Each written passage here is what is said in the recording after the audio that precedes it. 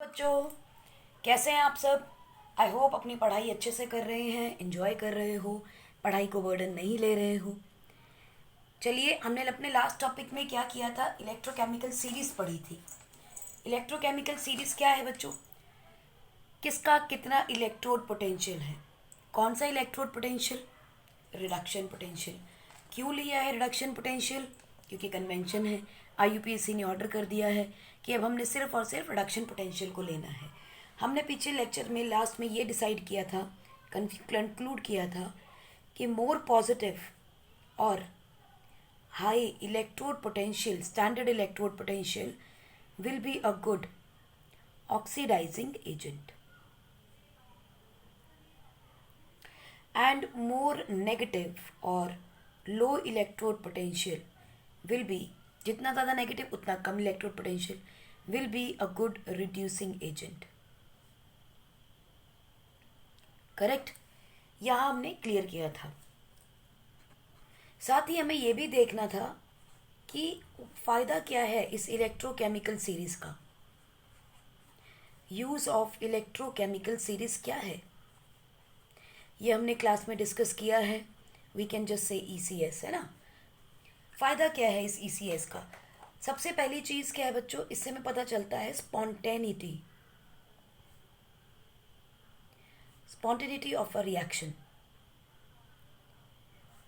Of a galvanic cell, कि वो reaction होगा या नहीं होगा। हमने पढ़ा था कि अगर ईएमएफ सेल का मोर देन ज़ीरो है, यानी कि पॉजिटिव है,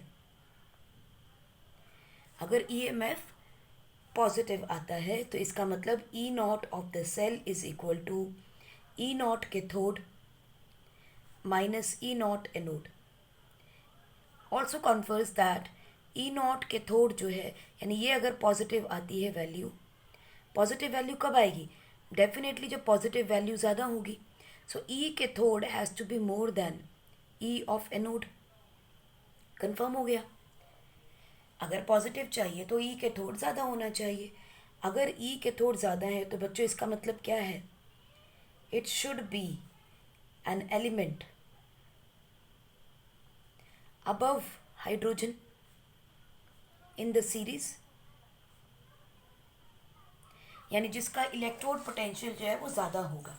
अबव इलेक्ट्रोड पोटेंशियल, अगर आप सीरीज में देखेंगे जहाँ भी पॉजिटिव है, हाइड्रोजन से ऊपर हम बात कर रहे हैं जो ज़्यादा रिएक्टिव हैं, ठीक है, मोर रिएक्टिव देन हाइड्रोजन। दूसरा हमने बात की है anode, it should be from elements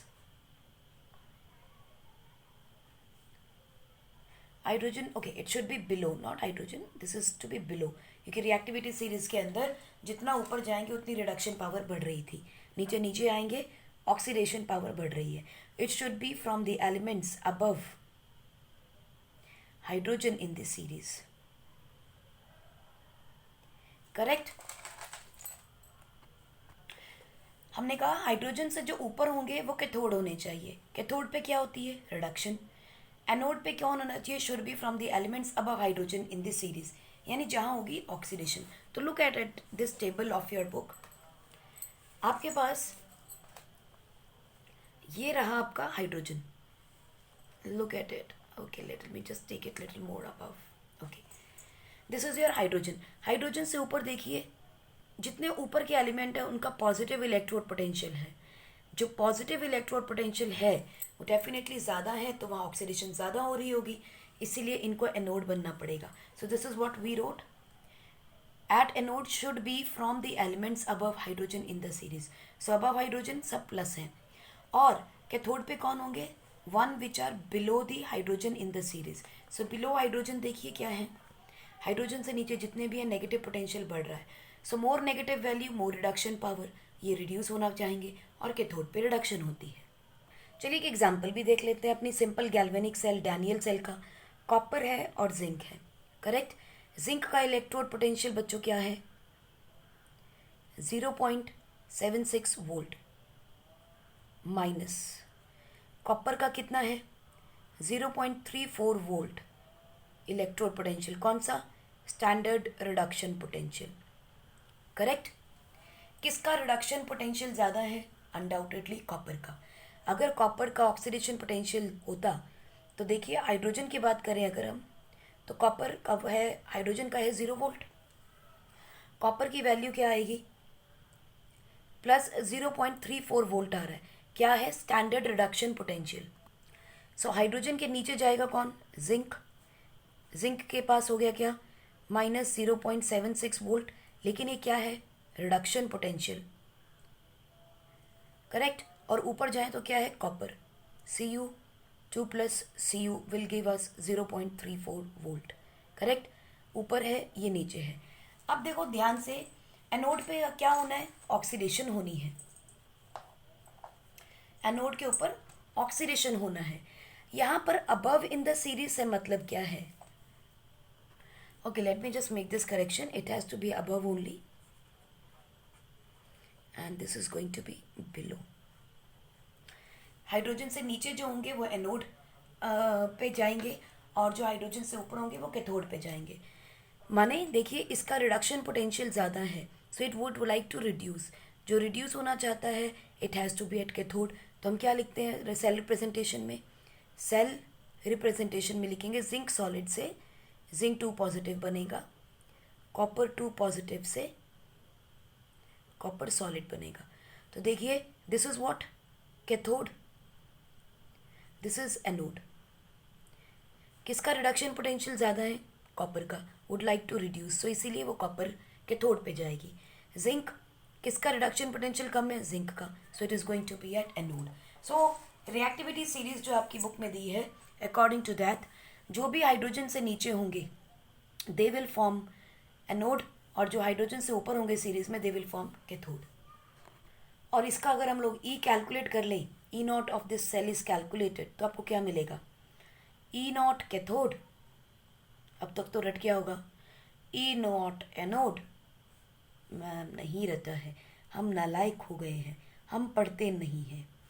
तो कैथोड पे 0.34 minus 0.76, so it comes out to be plus 1.1 volt. Since E naught of the cell is more than 0 or it is positive, so the reaction is spontaneous, right? तो reaction की feasibility जो है वो हमें यही बताता है कि रिएक्शन होगी या नहीं होगी, पहली चीज़। दूसरी चीज़, इलेक्ट्रोकेमिकल सीरीज से हम एक और चीज़ समझ सकते हैं बच्चों कि हमें किसको कैथोड बनाना है और किसको anode. So we can choose, we can select element to be placed at anode और cathode for spontaneous reactions, correct. At the same time हम एक और चीज़ बता सकते हैं, we can calculate E of cell, क्योंकि अगर ई नॉट ऑफ सेल मिल जाए तो हम E naught of that cell can be calculated, because आपको E naught of cathode and anode will be known as E naught cathode and E naught anode will be known. तो आप उस cell का ई not भी निकाल सकते हो। Number 4, आप ये भी बता सकते हो which element can displace hydrogen gas from the acid. हम ये भी बता सकते हैं क्योंकि इलेक्ट्रोकेमिकल सीरीज के हिसाब से जितने भी एलिमेंट्स ऑक्सीडाइज होंगे वही हाइड्रोजन गैस को लिबरेट भी करेंगे। फॉर एग्जाम्पल जो भी अच्छे ऑक्सीडाइजिंग एजेंट्स होंगे वही हाइड्रोजन गैस लिबरेट करेंगे, क्योंकि हाइड्रोजन ने क्या हो जाना है फिर रिड्यूस। हाइड्रोजन गैस लिबरेट होने का मतलब क्या है, 2 हाइड्रोजन 2 इलेक्ट्रॉन लेंगे और हाइड्रोजन गैस को लिबरेट कर देंगे, करेक्ट। सो अगर कोई भी मेटल है वो मेटल आयंस में रिड्यूस हो रहा है and is losing an electron, तभी तो ये इलेक्ट्रॉन हाइड्रोजन लेगा। सो ये कहाँ होगा रिडक्शन हो रही है एट कैथोड, और ये कहाँ होंगे ऑक्सीडेशन हो रहा है एट एनोड।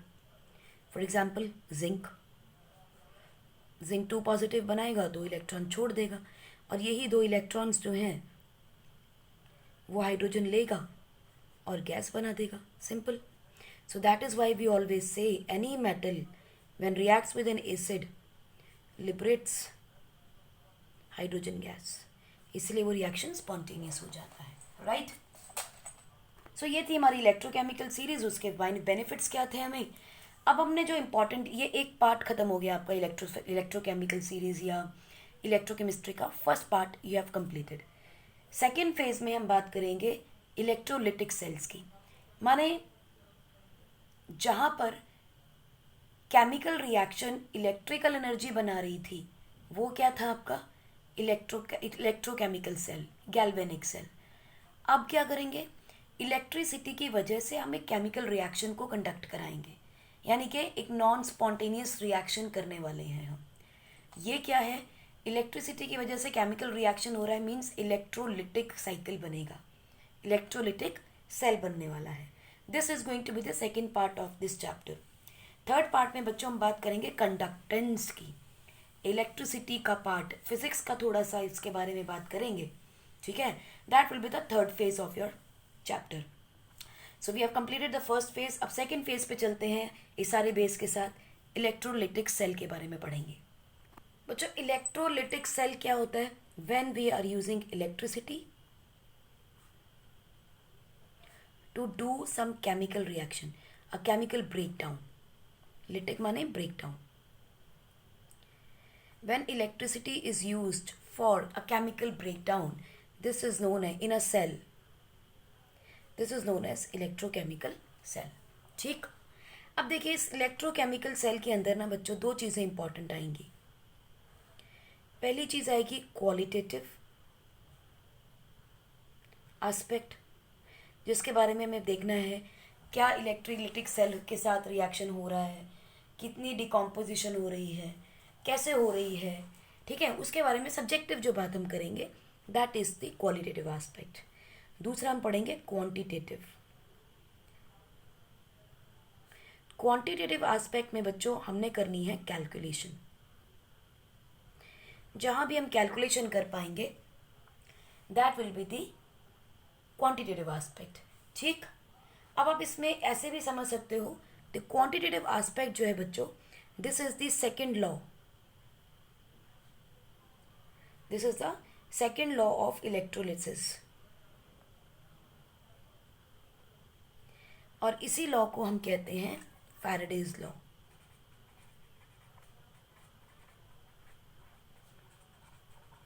अगर इसकी इंपॉर्टेंस देखें एग्जाम पॉइंट ऑफ व्यू से, तो बच्चों क्वालिटेटिव एस्पेक्ट जो है it is important for your competitions. माने आपके नीट के पेपर में, IIT JEE के पेपर में ये पार्ट इम्पॉर्टेंट है. क्वेश्चंस यहाँ से बहुत सारे आते हैं, लेकिन बोर्ड में इतना नहीं पूछते इसके बारे में. ऑल्दो इसको सॉल्व करने के लिए हमें क्वालिटेटिव एस्पेक्ट आना चाहिए, लेकिन पूछेंगे नहीं. पूछेंगे आपसे न्यूमेरिकल बेस्ड यहाँ से. This comes more in board. इसकी इम्पोर्टेंस जो है वो बोर्ड में ज़्यादा है और उसकी इम्पोर्टेंस कॉम्पिटिशन्स में ज़्यादा है. So it is important. काम दोनों में पढ़ना पड़ेगा हमें दोनों को, क्योंकि अगर हमें क्वालिटेटिव नहीं आता तो हम क्वांटिटेटिव पर कर ही नहीं सकते. डायरेक्ट क्वेश्चंस तो अप्लाई हो जाएंगे, लेकिन अगर कोई क्वेश्चन घुमा के आ गया तो हम सॉल्व नहीं कर पाएंगे. इसीलिए हमें क्वालिटेटिव एस्पेक्ट भी समझना ज़रूरी है. ठीक. चलिए चलो तो शुरू करते हैं हमारा इलेक्ट्रोलिटिक सेल. बड़ा मज़ेदार टॉपिक है. चीज़ें आपको जान आती हैं, पता है, बस उसकी एप्लीकेशन, उसको समझने का थोड़ा सा तरीका बदलेंगे. ठीक है. चलिए सबसे पहले एक सेल बनाते हैं हम लोग. सेल के बिना तो कोई कहानी ही नहीं है ना. ये रही आपकी एक इलेक्ट्रोड और ये रही आपकी दूसरी इलेक्ट्रोड. ठीक. देखिए जिस इन दोनों इलेक्ट्रोड को हमने कनेक्ट किससे करना है बच्चों, बैटरी से. और इलेक्ट्रिसिटी में हमने पढ़ा है, क्लास 10 में भी पढ़ा है और अब आप फिजिक्स में भी पढ़ रहे होंगे कि पॉजिटिव टर्मिनल के साथ कनेक्ट क्या होगी, एनोड. ये तो हमारा करंट का लॉ है. पॉजिटिव इलेक्ट्रोड कनेक्ट होगा आपका पॉजिटिव साइन ऑफ बैटरी के साथ. नेगेटिव टर्मिनल के साथ कनेक्ट होगी ऑलवेज कैथोड। यहाँ ध्यान रखिएगा, it is opposite from your electrochemical cell. वहाँ कैथोड एनोड में बैटरी के साइन का कोई लेना देना नहीं था, सिर्फ हम देख रहे थे वोल्ट मीटर, हमने और कुछ नहीं देखा। प्लस साइन नेगेटिव साइन कोई मायने नहीं रखते थे हमारे लिए। यहाँ पे क्योंकि हम बैटरी कनेक्ट कर रहे हैं, battery has to be connected positive to anode and negative to cathode, इसलिए ध्यान रखने की ज़रूरत है।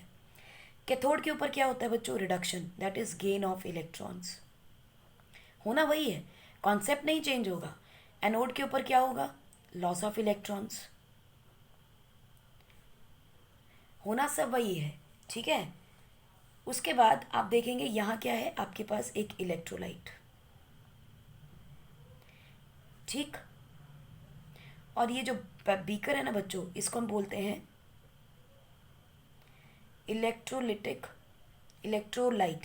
टैंक बोल देते हैं, जिसके अंदर हमने डाला है। इस टैंक की एक खासियत है, ये टैंक आपका इंसुलेटर होना चाहिए। इंसुलेटर क्यों होना चाहिए? क्योंकि करंट अगर आएगा तो इसको टच करोगे तो झटका लग जाएगा, राइट। इसीलिए it has to be made up of either of plastic, या आप सिलिका जेल का भी बना सकते हैं, ठीक। It has to be insulator. ये इंपॉर्टेंट प्रॉपर्टी है आपके इलेक्ट्रिकल टैंक की। इंसुलेटर के साथ साथ हम ये भी कह सकते हैं शुड बी नॉन कंडक्टिंग। याद होगा आपको, थर्मोडायनेमिक्स में पढ़ा था हमने, adiabatic system, close system, open system.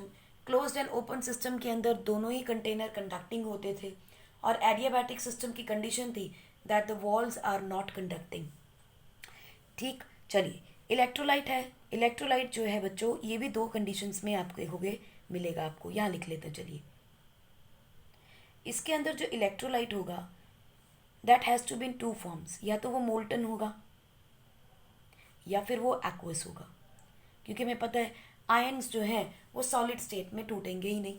क्यों नहीं टूटते? Let's take an example of KCl या NaCl, ठीक है। हो क्या रहा है? These are the ionic compounds, और आयनिक कंपाउंड्स के अंदर बच्चों इंटरमॉलिक्यूलर फोर्स जो होती है वो बहुत स्ट्रांग होती है, इसीलिए टूटते ही नहीं। That is why we want that electrolyte should B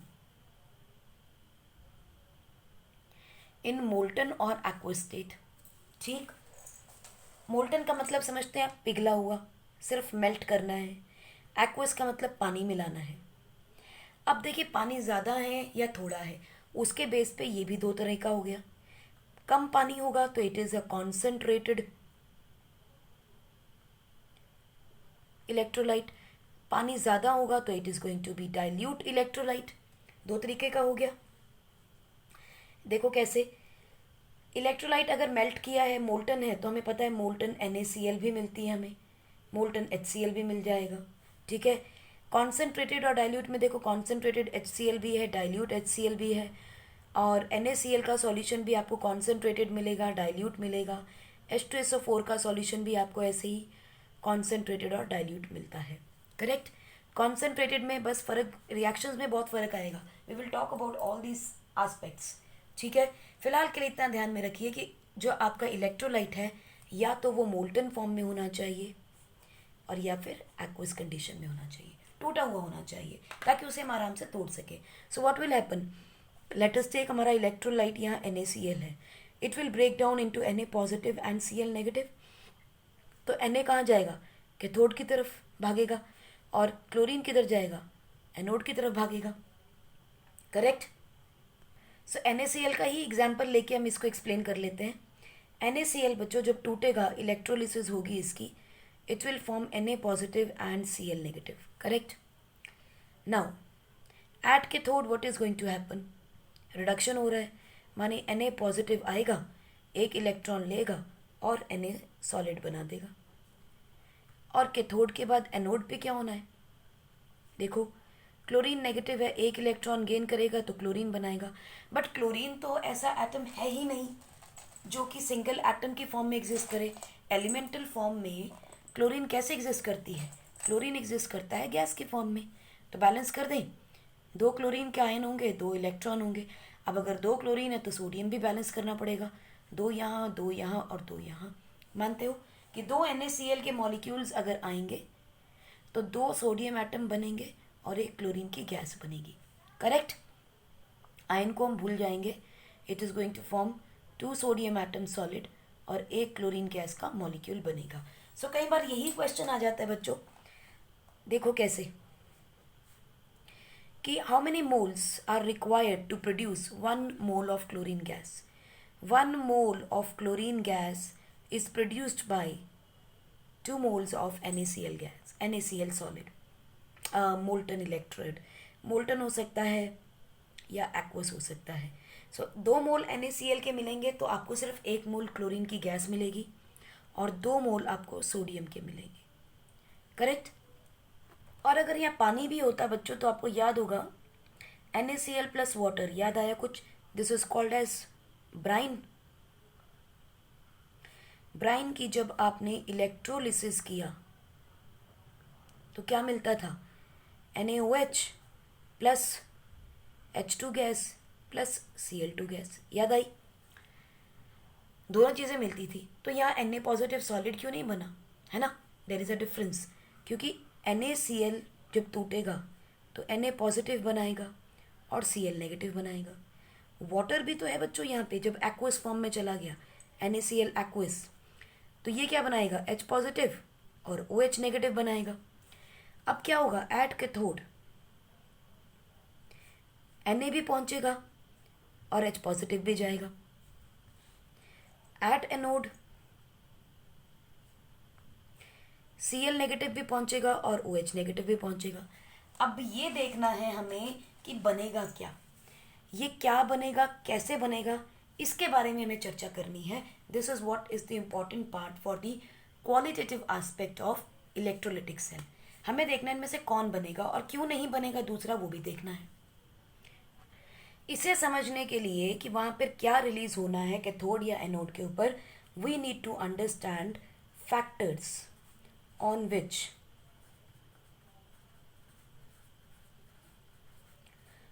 product of electrode depends. कौन सी इलेक्ट्रोड के ऊपर क्या रिलीज होगा, वो किस बात पे डिपेंड करता है, उसके बारे में हमें जानना और समझना ज़रूरी है ताकि हम इलेक्ट्रोलिटिक सेल को एक्सप्लेन कर पाए। सो पहली प्रॉपर्टी क्या है जो चेंज करती है, that is nature of electrolyte, correct. देखिए अगर NaCl है बच्चों तो वो टूटेगा, किस में टूटेगा, ये Na पॉजिटिव में और Cl नेगेटिव में। अगर MgBr2 ले लें, MgBr2 तो लेना ही नहीं क्योंकि MgBr2 करेक्ट, MgBr2 ले लें अगर तो it is going to give you Mg2 positive and then Br negative. Depend करेगा कौन कितना टूट रहा है, कितनी कॉन्सेंट्रेशन में टूट रहा है, how strong an electrolyte is, या कितना आयन डिसोसिएट करेगा, ठीक है, इसके बारे में बात करेंगे। दूसरी बात करेंगे medium of electrolyte. Medium of electrolyte में बच्चों हमने दो चीज़ें देखी थी कि या तो वो मोल्टन होगा या फिर वो एक्वस होगा, करेक्ट। इसके बाद तीसरा हम देखेंगे concentration of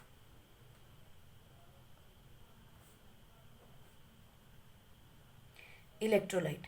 concentration of electrolyte का मतलब क्या हुआ, उसमें कितने आयन्स अवेलेबल हैं। आयन्स कितने अवेलेबल हैं that will depend upon the dilution, कितना पानी है उसमें। सो उसके हिसाब से हम देखेंगे हाउ मच कॉन्सेंट्रेटेड और how much dilute electrolyte is, ठीक है।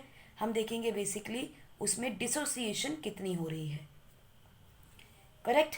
और चौथी पॉइंट हम देखेंगे nature of electrolyte, nature of electrode.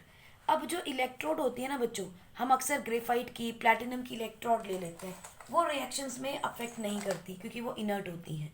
सो हमारे पास दो तरह की आएंगी, एक इनर्ट और दूसरा एक्टिव इलेक्ट्रोड। यानी कि मान लो कॉपर की इलेक्ट्रोड है, जिंक की इलेक्ट्रोड है, ये तो खुद में बहुत एक्टिव है। सो इनर्ट क्या होती हैं बच्चों, one that do not participate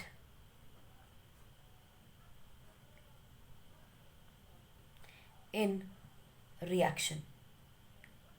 reaction में पार्टिसिपेट ही नहीं करेगा। जैसे हमने बताया आपको, प्लैटिनम हो गया, ग्रेफाइट हो गया, they are not going to participate in the reaction. Active में क्या होगा, there is a participation by the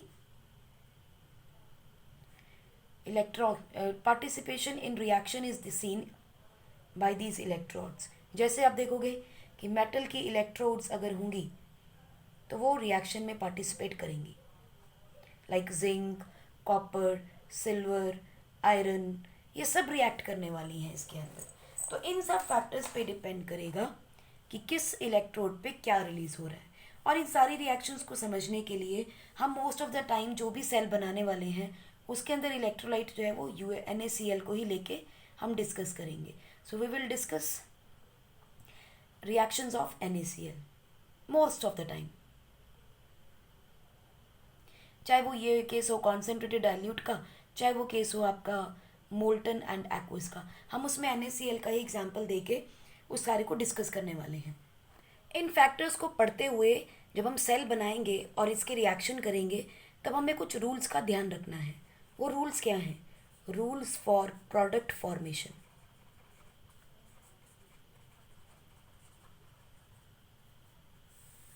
ये रूल्स क्या होंगे? सबसे पहली चीज बच्चों, हम यहाँ कुछ चीजें एज्यूम करके चलेंगे, ठीक है। We will assume inert platinum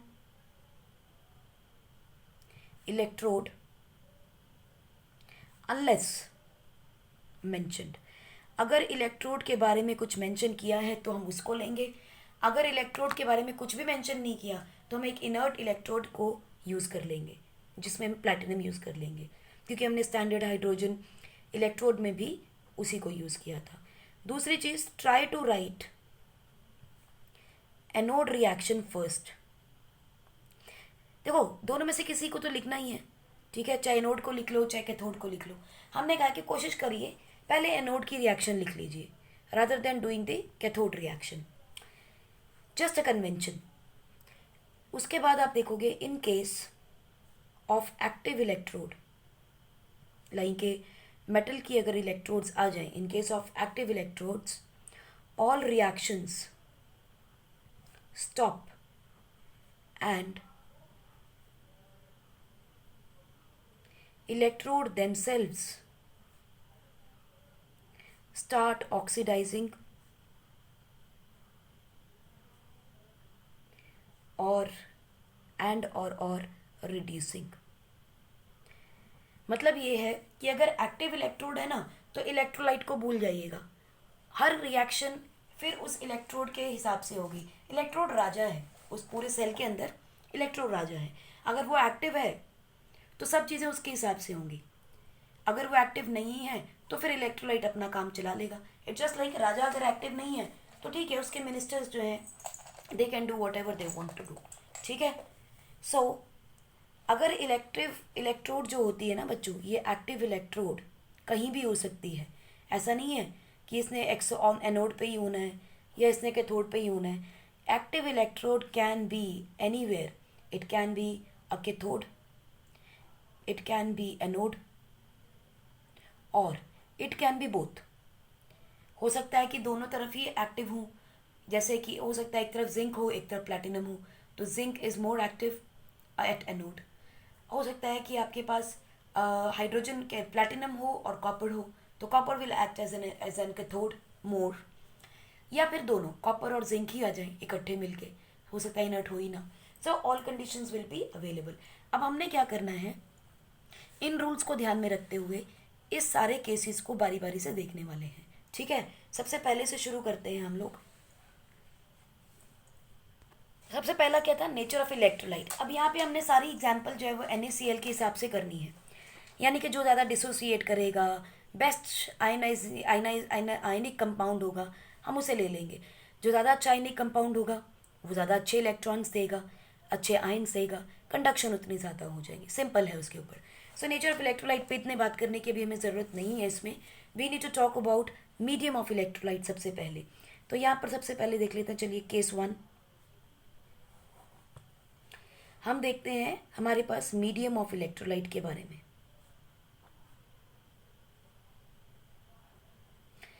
medium of electrolyte. Electrolyte में सबसे पहले हम देख रहे हैं मोल्टन। मोल्टन आपका इलेक्ट्रोलिसिस कर रहे हैं विद प्लैटिनम रॉड और प्लैटिनम इलेक्ट्रोड, यानी कि इनर्ट इलेक्ट्रोड ले रहे हैं पहले। और medium of electrolyte is molten. What is that molten? NaCl। Correct. तो चलो एक बार सेल बना लेते हैं।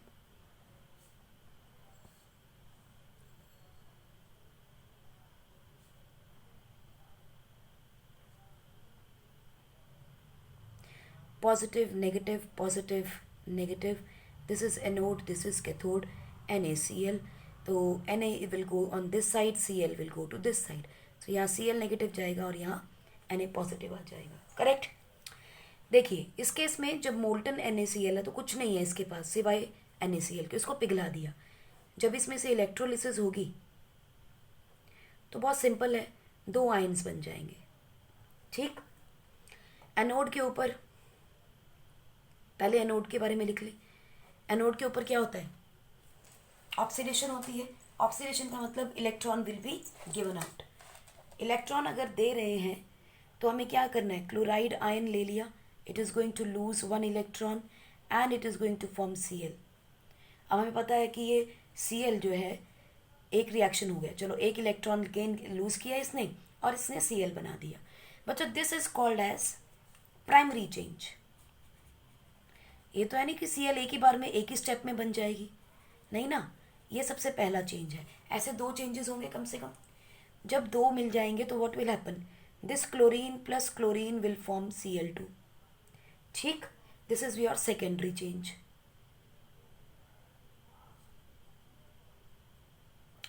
एनोड के ऊपर हो गया। चलिए अब हम देखते हैं कैथोड के ऊपर। इस पे भी बहुत सिंपल कहानी हो रही है। Na पॉजिटिव है, एक इलेक्ट्रॉन गेन करेगा, विल फॉर्म Na सॉलिड। खत्म। ये आपका एनोड कैथोड के ऊपर हो गया रिडक्शन। करेक्ट। सो हमने देखा था कि एनोड के ऊपर अगर प्राइमरी और सेकेंडरी चेंज को मैं क्लब कर दूं रिएक्शंस को, सो क्या हो जाएगा? यहाँ पे 2 क्लोरीन एटम होने चाहिए, 2 इलेक्ट्रॉन लूज करेंगे तो क्लोरीन गैस लिबरेट हो जाएगी at anode.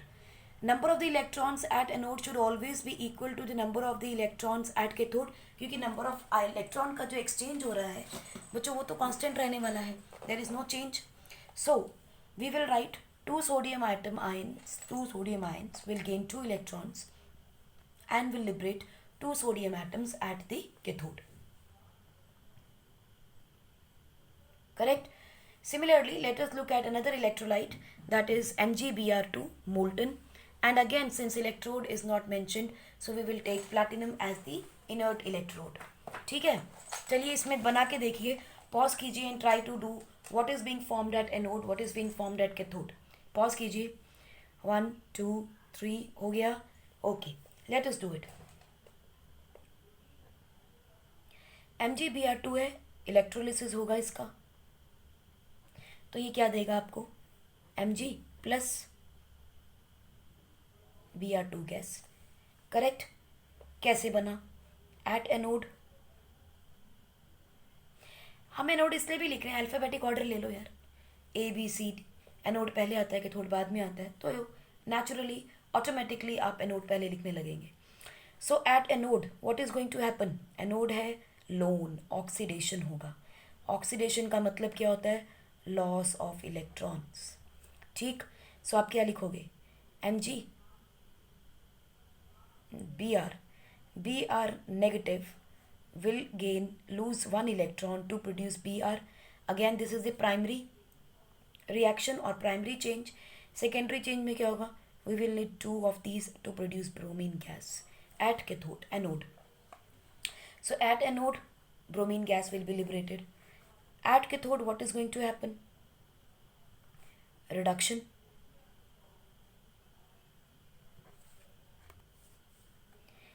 Mg2 plus will gain 2 electron to produce Mg solid.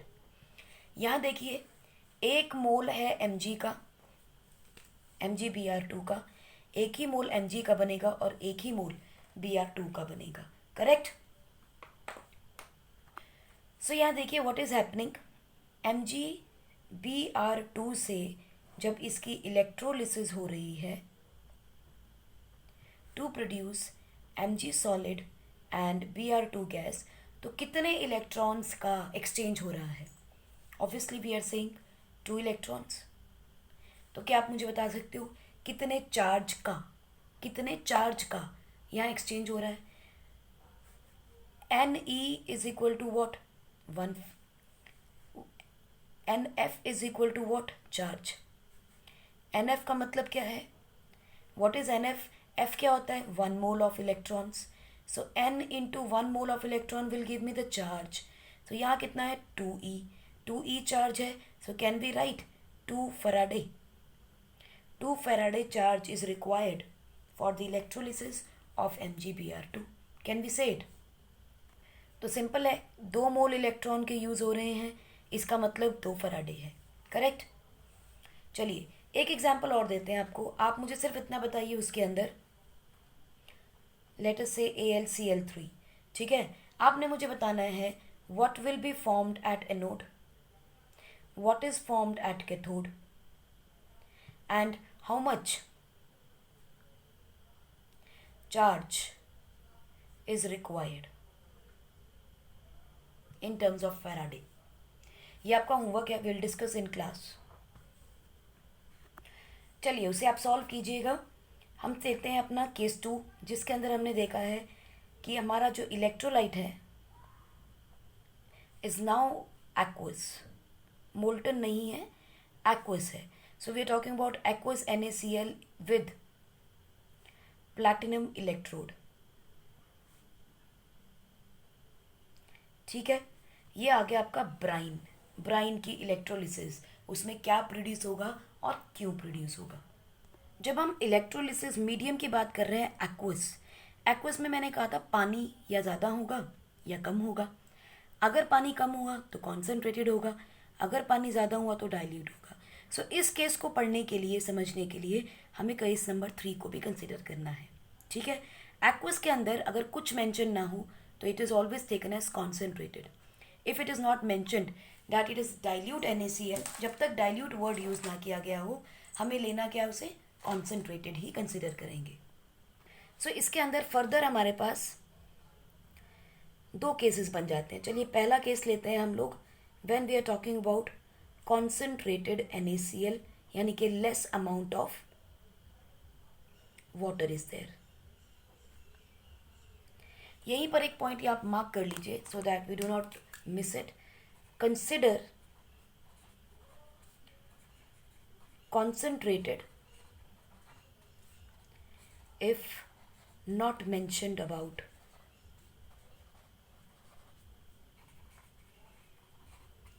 concentration of water। पानी कितना है अगर ये नहीं बताया गया है तो आपने उस इलेक्ट्रोलाइट को हमेशा कॉन्सेंट्रेटेड ही कंसिडर करना है। करेक्ट। अगर कॉन्सेंट्रेटेड है भी तो पानी तो है ना यहाँ पे अभी, तो NaCl will break down into Na positive and Cl negative, और वाटर डिसोसिएट करेगा बच्चों H पॉजिटिव और OH नेगेटिव के अंदर। So looking at this, anode पे क्या होगा, क्लोरीन के आयन भी आएंगे और OH नेगेटिव के भी आएंगे। क्लोरीन आएगा तो क्या करेगा, 2 इलेक्ट्रॉन लूज करेगा और क्लोरीन गैस बना देगा। करेक्ट। और at cathode what is going to happen, Na positive भी पहुंचेगा और H पॉजिटिव भी पहुंचेगा। Na पॉजिटिव ने क्या करना है, 1 इलेक्ट्रॉन लेगा और Na बनाएगा। करेक्ट। और H पॉजिटिव क्या करेगा, 1 इलेक्ट्रॉन लेगा और हाइड्रोजन बनाएगा। हाइड्रोजन एटम की फॉर्म में एग्जिस्ट नहीं करता, इसलिए 2 एटम और 2 इलेक्ट्रॉन मिलेंगे और हाइड्रोजन गैस लिबरेट हो जाएगी। कहाँ पे, एट कैथोड पे। लेकिन OH और Na कहाँ गया और हाइड्रोजन क्यों लिबरेट हुआ, ये तो हमें जानना पड़ेगा कि इनमें से कौन क्या चीज़ निकलेगी। तो यहाँ पे एक कॉन्सेप्ट और आएगा बच्चों, that is called as which should be given preference, या यहाँ लिख सकते हो which product should be given preference. इसको समझने के लिए अब हमें आगे चलना है और दिमाग को लेके जाना है इलेक्ट्रोकेमिकल सीरीज के पास। ठीक, यहां पे आएगा बच्चों प्रेफरेंशियल डिस्चार्ज।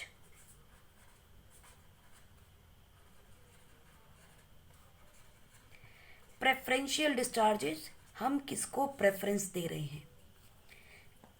ठीक, अब देखो, one with more standard reduction potential will reduce first. पक्की बात है, जिसका रिडक्शन पोटेंशियल ज़्यादा होगा वो पहले रिड्यूस हो जाएगा। One with less reduction potential will oxidise first, ये भी ठीक है। या one with more standard oxidation potential will oxidise first, ये भी क्लियर बात है हमें कि जिसका एसआरपी ज़्यादा होगा वो पहले रिड्यूस हो जाएगा, जिसका एसओपी ज़्यादा होगा वो पहले ऑक्सीडाइज हो जाएगा। करेक्ट। तो चलो देखें, अपनी पुरानी रिएक्शन पे आके देखते हैं क्या बनता है। यहाँ पे आपको एक चीज़ ध्यान और करनी है। चलिए पहले ऑक्सीडेशन देखते हैं जो एनोड पे हो रही है।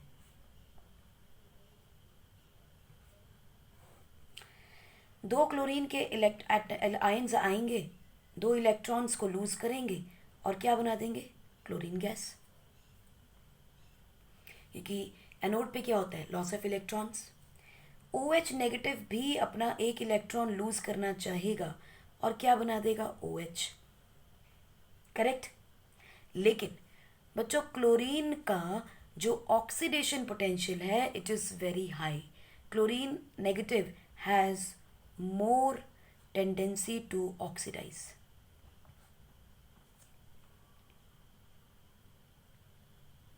ठीक, so chlorine gas will be given out at anode. Simple. Similarly आप समझ गए होंगे कैथोड पे क्या होने वाला है। कैथोड पे क्या हो रही थी, रिडक्शन। जिसका रिडक्शन पोटेंशियल ज़्यादा होगा एट कैथोड, जिसका रिडक्शन पोटेंशियल ज़्यादा होगा वो पहले रिड्यूस कर जाएगा। तो आप देखिए सोडियम है, सोडियम बच्चों एक मेटल है। मेटल ऑक्सीडाइज होना चाहता है, रिड्यूस नहीं होना चाहता। मेटल जो है वो ऑक्सीडाइज होना चाहता है। तो सोडियम का आयन का standard reduction potential is less than the standard reduction potential of H positive. Correct. So sodium ion will not take an electron to reduce sodium. Correct. As a result what will happen, H positive जो है वो 2 electron gain करेगा और hydrogen gas को liberate कर देगा। सो यहाँ पर आपकी hydrogen gas will be liberated at cathode. Correct. तो फिर Na पॉजिटिव और OH का क्या बना, आपको याद आएगा। Na पॉजिटिव ये कहाँ रहेंगे, एज इन सॉल्यूशन के अंदर या इलेक्ट्रोलाइट के अंदर। Na पॉजिटिव और OH negative will combine to form NaOH aqueous, solution में ही रह जाएंगे। ठीक है। सो इसका मतलब नेट रिएक्शन क्या बन गई, जो हमने पीछे की थी ब्राइन की इलेक्ट्रोलिसिस।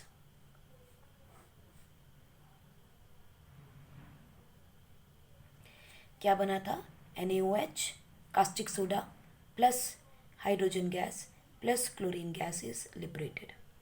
ठीक है, ये प्रोडक्ट्स आपको मिले थे। अब समझ में आ गया कि रिएक्शन में से ऐसा क्यों हुआ था। आई होप आपको ये इंटरेस्टिंग लगा होगा।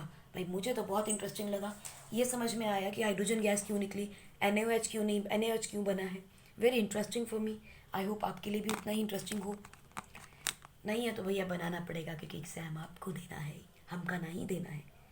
चलिए इसका दूसरा पार्ट देखते हैं। हमने डाइल्यूट के साथ भी देखना है इसको। डाइल्यूट NaOH में क्या होगा, डाइल्यूट NaCl में क्या होगा, विद प्लैटिनम इलेक्ट्रोड। अभी हम इलेक्ट्रोड कैसे रख रहे हैं, इनर्ट। ठीक है, देखिए इसमें कैसे बनने वाला है। देखो सारी कहानी घूम फिर के वहीं आ रही है। क्या आ रही है, standard reduction potential electrochemical series पे घूम रही है। देखिए इसमें क्या होगा, NaCl अगर डाइल्यूट है तो Na पॉजिटिव ने तो इसने तो Na पॉजिटिव और Cl नेगेटिव ही देना है, वाटर ने भी यही देना है, H पॉजिटिव और OH नेगेटिव। तो क्या दिक्कत है, जैसे पैसे पहले था वैसे ही हो जाएगा? नहीं होगा। काहे नहीं होगा? क्योंकि यहाँ पर वाटर की कॉन्सेंट्रेशन ज़्यादा है, इज मोर। कॉन्सेंट्रेशन मोर हो जाने से H पॉजिटिव की कॉन्सेंट्रेशन और OH नेगेटिव की कॉन्सेंट्रेशन भी इंक्रीज कर गई है। Correct? It is in large quantity. अब देखिए क्या होगा at anode. At anode chlorine negative भी पहुंचेगा, ठीक है, और OH नेगेटिव भी पहुंचेगा। कायदे से क्लोरीन का जो ऑक्सीडेशन पोटेंशियल है वो ज़्यादा है, उसको ऑक्सीडाइज होना चाहिए, बिल्कुल। SOP of chlorine ion is more than SOP of OH negative ion, हमें पता है, ठीक है। So by rule Cl should be liberated, correct, but concentration of OH negative is very very high than concentration of chloride ion. अब देखिए उसकी मात्रा बहुत ज़्यादा बढ़ गई है, concentration is too much in the solution, यानी नेचर ऑफ इलेक्ट्रोलाइट की बात हो गई साथ में कि पानी की कॉन्सेंट्रेशन में ज़्यादा हो जाने की वजह से OH नेगेटिव के आयन की कॉन्सेंट्रेशन ज़्यादा हो गई है, करेक्ट। अब इसको समझने के लिए क्या होगा, देखो OH तो अगर इसकी कॉन्सेंट्रेशन ज़्यादा है तो OH नेगेटिव एक इलेक्ट्रॉन लूज करके चुपचाप OH बना देगा। अब मुश्किल लग रहा है ना समझना, ऐसा क्यों हो गया भाई?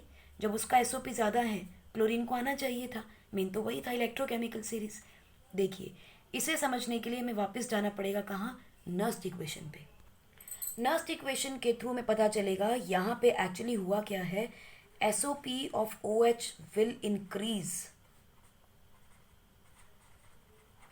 according to नर्स्ट इक्वेशन या नर्स्ट रिएक्शन। कैसे? देखो नर्स्ट इक्वेशन क्या थी आपकी, E of the cell is equal to E naught of the cell minus 0.059 upon N into log to the base 10 Kc। और ये Kc क्या था, concentration of product upon concentration of reactant. याद आ गई? अगर आपकी इस रिएक्शन के अंदर, वाटर के अंदर H पॉजिटिव और OH नेगेटिव आता है, ठीक है, और पानी की कॉन्सेंट्रेशन बहुत हाई है, तो डेफिनेटली बच्चों इसकी भी तो हाई हो गई और इसकी भी हाई हो जाएगी, करेक्ट। अगर प्रोडक्ट की रिएक्शन कॉन्सेंट्रेशन ज़्यादा हो जाएगी रिएक्टेंट से, तो what will happen, Kc is going to be more than 1. Kc is going to be more than 1. अगर Kc की कॉन्सेंट्रेशन बढ़ जाती है तो बच्चों देखो E सेल और Kc का रिलेशनशिप क्या है, डायरेक्ट प्रपोर्शन है। E cell is directly related to Kc। If Kc increases E cell increases, correct. इसका मतलब अगर E सेल को E नॉट सेल के बराबर मान लो, माने कि अगर आप ये कहते हो कि E सेल जो है हमें नहीं निकालना है, हमें E नॉट सेल निकालना है, तो E naught cell at equilibrium बच्चों क्या हो जाएगा, ये इंक्रीज कर जाएगा। इसका मतलब दी OH नेगेटिव आयन की कॉन्सेंट्रेशन के बढ़ने की वजह से आपका E सेल बढ़ गया। E सेल बढ़ने का मतलब क्या है, यहाँ पर ओ कॉन्सेंट्रेशन बढ़ रही है, अब ये ऑक्सीडाइज होना चाहता है, सो SOP विल ऑल्सो इंक्रीज। क्यों इंक्रीज कर रहा है SOP, देखो नेगेटिव में वैल्यू आ रही है, ठीक है। और ये क्या निकाल रहे थे हम, रिडक्शन पोटेंशियल। रिवर्स करोगे तो क्या हो जाएगा, ऑक्सीडेशन पोटेंशियल।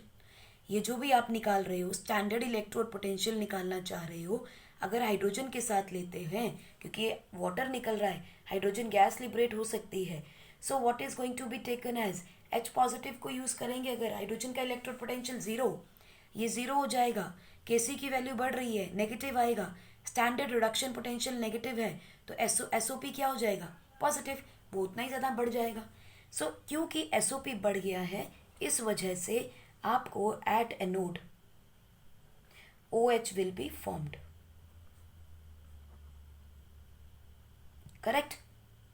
तो हम क्या कह सकते हैं, अगर OH नेगेटिव आयन की कॉन्सेंट्रेशन बढ़ रही है तो इलेक्ट्रोड का सेल, आपका ई सेल जो है, EMF जो है वो बढ़ रहा है, और जो हम EMF कैलकुलेट करते हैं वो कौन सा होता है, स्टैंडर्ड रिडक्शन पोटेंशियल, और यहाँ उसकी वैल्यू क्या आ रही है, नेगेटिव।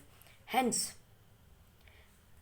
हम क्या कह सकते हैं, और यहाँ पे देखो क्या आएगा, स्टैंडर्ड रिडक्शन पोटेंशियल जो होता है this is equal to the ESOP, बस साइन का फर्क है, अगर ये नेगेटिव है तो ये पॉजिटिव आएगा। So we can say that ESOP positive value है बच्चों, इंक्रीज कर गई। अगर ये इंक्रीज करेगी so what will happen, at anode OH will be formed. Simple. Similarly हम देखेंगे at cathode, what will happen, Na positive भी जाएगा, H पॉजिटिव जाएगा। H पॉजिटिव जो है इसकी कॉन्सेंट्रेशन कैसी है, बढ़ गई, बहुत ज़्यादा बढ़ गई। अब अगर इसकी कॉन्सेंट्रेशन बढ़ गई तो प्रेफरेंस किसको दी जाएगी, H पॉजिटिव को। So 2H positive will gain 2 electron at cathode to produce hydrogen gas. Correct. यहाँ से बच्चों एक बात कंक्लूड कीजिएगा, स्टैंडर्ड रिडक्शन पोटेंशियल रूल जो है it fails when concentration of electrolyte change,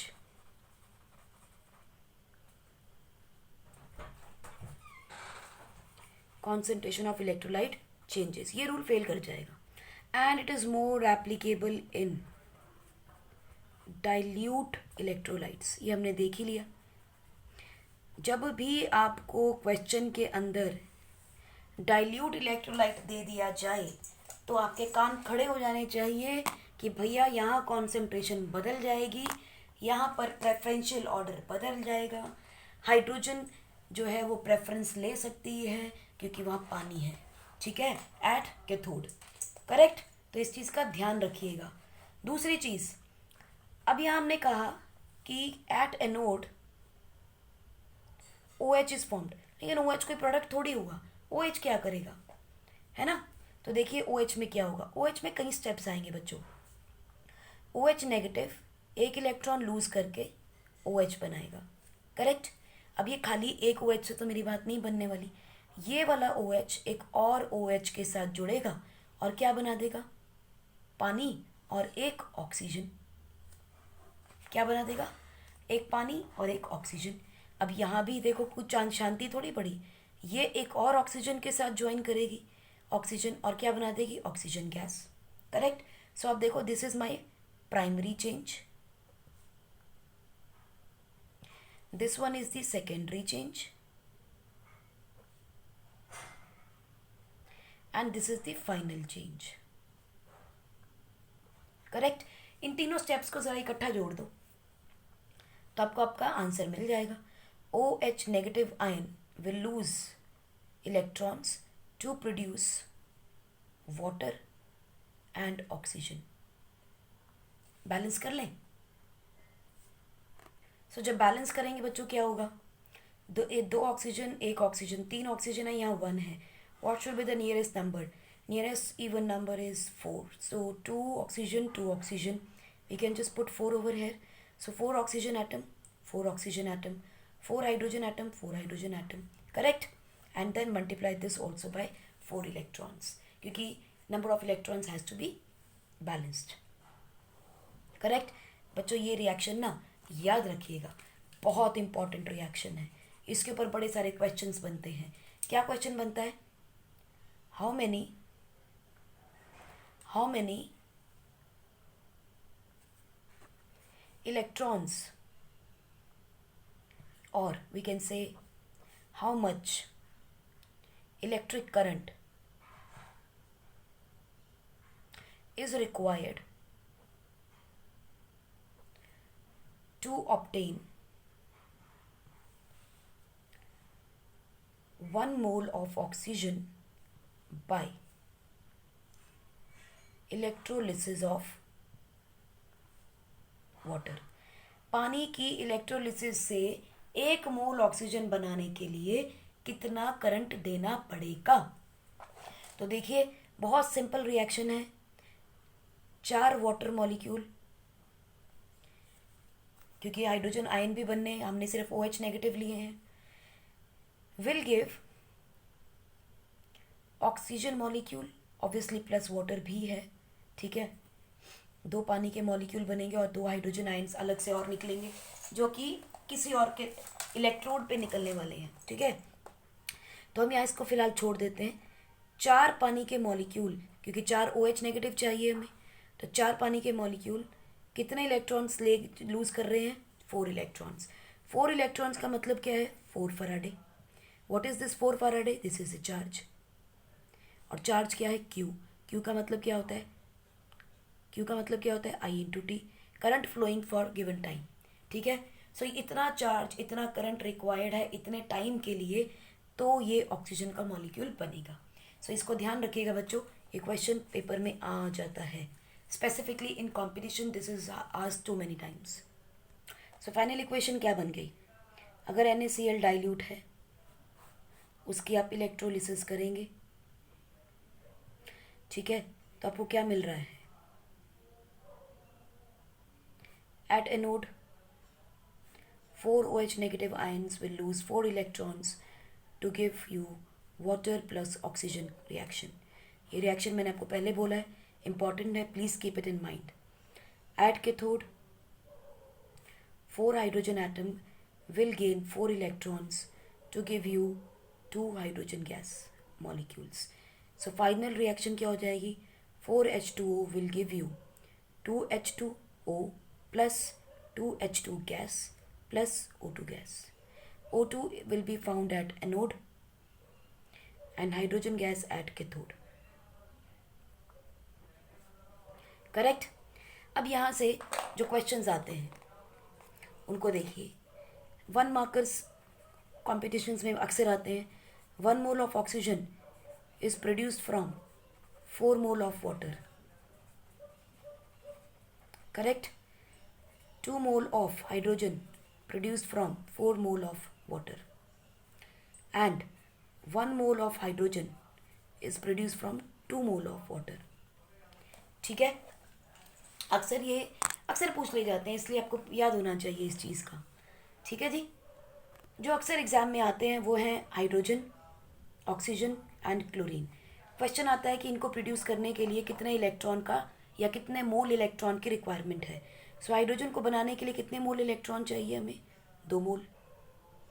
oxygen को बनाने के लिए 4 मोल और क्लोरीन को बनाने के लिए 2 मोल इलेक्ट्रॉन्स चाहिए, ठीक है। ये डायरेक्ट क्वेश्चन आते हैं, इनका ध्यान रखिएगा। 4 मोल से आप समझ लीजिए 2 electron, 4 electron and 2 electrons. This is very important part of the chapter. Revision के टाइम पे सारा चैप्टर नहीं पढ़ पाएंगे, रिवीजन के टाइम पे आपको यही चीज़ें ध्यान में रखनी है, इन्हीं के ऊपर क्वेश्चंस बनने वाले हैं, ठीक है। अच्छा, आप यहाँ देख रहे होंगे NaCl को इलेक्ट्रोलाइज कर रहे थे और Na कहीं भी याद नहीं आया, Cl कहीं भी नहीं आया। देखा आपने, डाइल्यूट केस के अंदर ना तो Na की कोई रिएक्शन मिली हमें, ना ही क्लोरीन का कुछ मिला, ठीक है। इसका मतलब NaCl कहाँ गया बच्चों? यहाँ पे इंपॉर्टेंट चीज़ है, there is no use of NaCl in this reaction, ठीक है। It is only increasing conductivity, जिसके बारे में हम बात करेंगे हमारे 3rd फेज के अंदर for this chapter, conductivity for the reaction. सिर्फ उस कंडक्टिविटी को बढ़ा रहा है ये NaCl और कुछ नहीं कर रहा। देखिए फाइनल प्रोडक्ट में भी कहीं पर भी आपको NaCl नहीं मिला है। So electrolysis of water and NaCl is acting as a catalyst.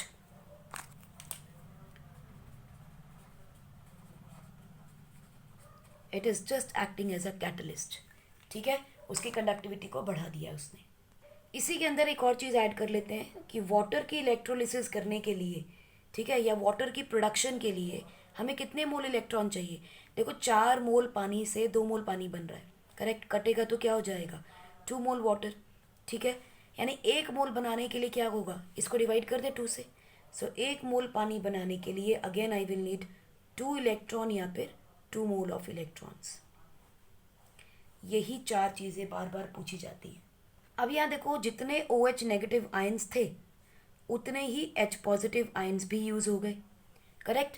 यानी टोटल नंबर ऑफ आयंस, चाहे वो हाइड्रोजन के थे चाहे OH नेगेटिव के थे, बोथ आर यूज्ड, करेक्ट। इसका मतलब क्या हुआ, that pH of this solution, pH of this solution or electrolyte remains unchanged.